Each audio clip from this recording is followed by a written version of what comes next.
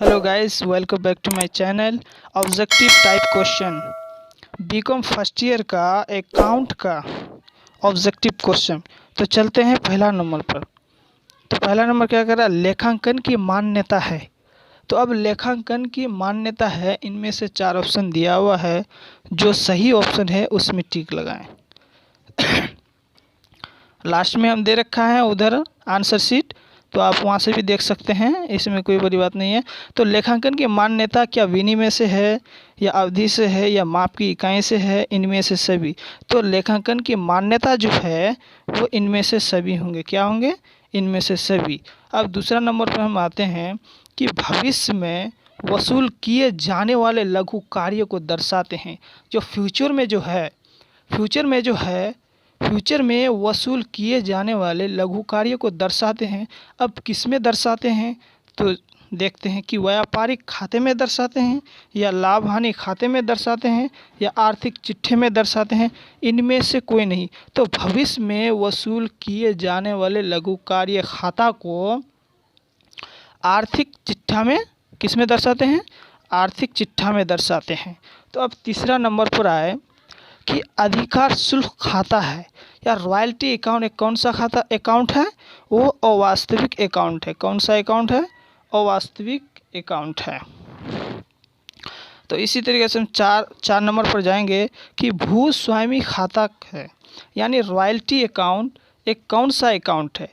क्या व्यक्तिगत खाता है, या वास्तविक खाता है, या अवास्तविक खाता है, या इनमें से कोई नहीं है?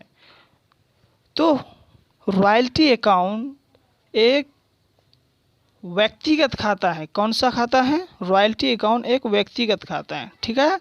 तो इसी तरीके से हम 5 नंबर पर जाएंगे कि देनदार पद्धति में शाखा खाता होता है। जब डेटर जो होता है उस पद्धति में शाखा होता है।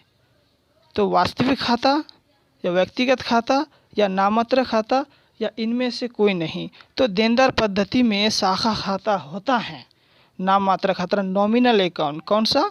Nominal account. तो 6 नंबर पर आते हैं, मृत साझेदार की देय राशि का भुगतान यानी किया जाता है जब डेट पार्टनरशिप का जो पेमेंट किया जाता है, भुगतान किया जाता है। तो किसको भुगतान किया जाता है? क्या पिता को, या मित्र को, या पत्नी को? तो मृत साझेदार की देय राशि का भुगतान उत्तरदायित्व को किया जाता है। किसका? उत्तराधिकारी को किया जाता है। किसको? उत्तराधिकारी को। अब यहाँ 7 नंबर पर आए, एक टेक्निक वाला क्वेश्चन है इसमें, तो ध्यान दें। ए, बी और सी 2:3:1 के अनुपात में लाभ विभाजित करता है, यानी 2:2:1 के अनुपात में लाभ विभाजित करते हुए साझेदार हैं। सी की मृत्यु 31 मार्च 2014 को हो गई। सी की डेथ 31 मार्च 2014 को हो गई। 31 मार्च 2014 को समाप्त हुए वर्ष का लाभ कितना है? 64,000, यानी 64,000 है। मृत साझेदार का लाभ में हिस्सा होगा। अब बताइए कि कौन सा हिस्सा होगा? क्या 9,200 होगा, क्या 12,800 होगा, या 3,100 होगा, या 6,100? इसको निकालने के लिए हमको क्या करना होता है? 64,000 इंटू इन दोनों को जोड़ करके, अच्छा मैं लास्ट में बताऊँ, 7 नंबर का क्वेश्चन ध्यान में रखिएगा, मैं लास्ट में बताऊंगा इसको। ठीक है।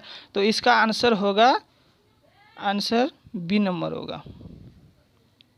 तो इसी तरीके से 8 नंबर पर आते हैं, किसी साझेदार की मृत्यु की दशा में संचित लाभों और हानि को बांटा जाता है, यानी किसी साझेदार का, किसी पार्टनर्स की जब डेथ होती है उस दशा में रिजर्व फंड, रिजर्व लाभों और हानि को बांटा जाता है। किसमें? पुराने लाभ विभाजन अनुपात में, या नए लाभ विभाजन अनुपात में, या पूंजी लाभ विभाजन अनुपात में। इनमें से कोई नहीं। तो बताएं कि पुराने जो होते हैं, पुराने लाभ विभाजन अनुपात में ही उसे बिट किया टुकड़ा बांटा जाता है। अब इसी तरीके से 9 नंबर पर आते हैं, वसूली खाता है रियलाइज्ड अकाउंट एक कौन सा अकाउंट है? क्या व्यक्तिगत अकाउंट है, या वास्तविक अकाउंट है, या नाममात्र का खाता है? इनमें से कोई नहीं। तो बताएं कौन सा खाता? नाम मात्र खाता, यानी नॉमिनल अकाउंट है। वसूली खाता कौन अकाउंट है? नॉमिनल अकाउंट है। फर्म के समापन पर पूंजी खाते बंद किए जाते हैं। जब फर्म के समापन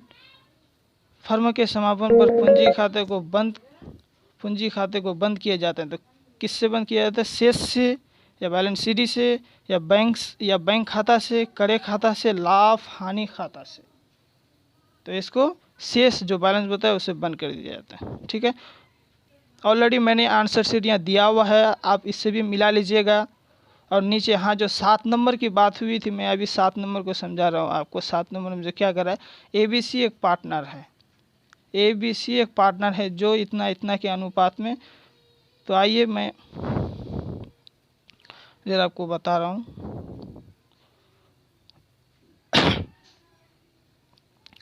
तो कितना है? 64,000 है। ठीक, 64,000।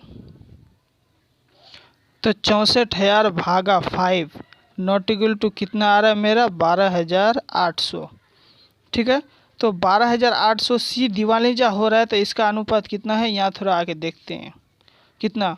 1 है, तो 1, तो 12,800 को 1 से गुना कर